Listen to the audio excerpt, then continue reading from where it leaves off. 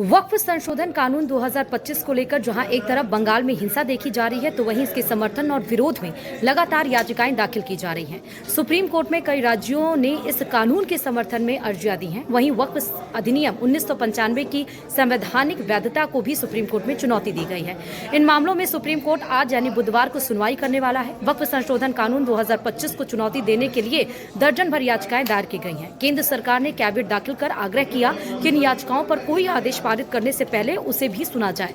अब असम, राजस्थान, छत्तीसगढ़, उत्तराखंड, हरियाणा और महाराष्ट्र ने भी सुप्रीम कोर्ट में हस्तक्षेप आवेदन दायर कर इस कानून का समर्थन किया है और अपना पक्ष रखने की इजाजत मांगी है। राज्यों ने वक्फ संशोधन कानून के खिलाफ याचिका दायर करने वाले याचिकाकर्ताओं के इस तर्क का विरोध किया है कि यह संविधान का उल्लंघन करता है।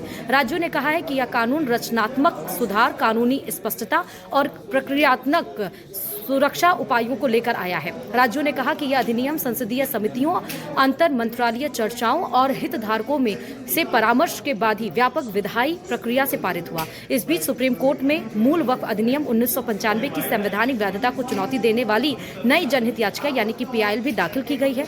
याचिकाकर्ताओं का आरोप है कि यह कानून मुस्लिम समुदाय को अनुचित लाभ देता है और गैर मुसलमानों के साथ भेदभाव करता है। याचिकाकर्ता एडवोकेट हरिशंकर जैन और मणि मुंजल ने संविधान के अनुच्छेद 32 के तहत यह याचिका दाखिल की और वक्फ अधिनियम 1995 की धाराओं 3, 8, 4, 5, 6, 7, 8, 28, 29, 33, 36, 41, 52, 83, 85, 79, 101 को चुनौती दी।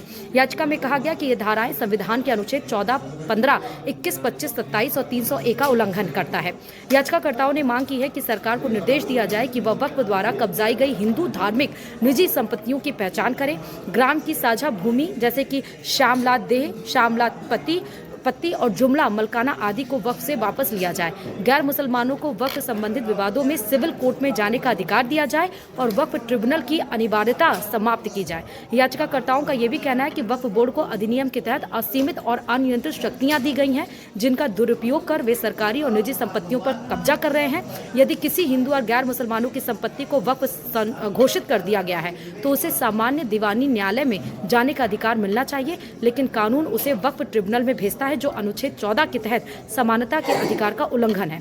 वहीं एडवोकेट विष्णु शंकर जैन ने सुप्रीम कोर्ट के चीफ जस्टिस संजीव खन्ना के सामने यह मामला उठाया और याचिका को तुरंत सूचीबद्ध करने का अनुरोध किया ताकि इसे वक्फ संशोधन अधिनियम 2025 को चुनौती देने वाली अन्य याचिकाओं के साथ सुना जा सके। CJI ने अनुरोध पर विचार करने की बात कही है।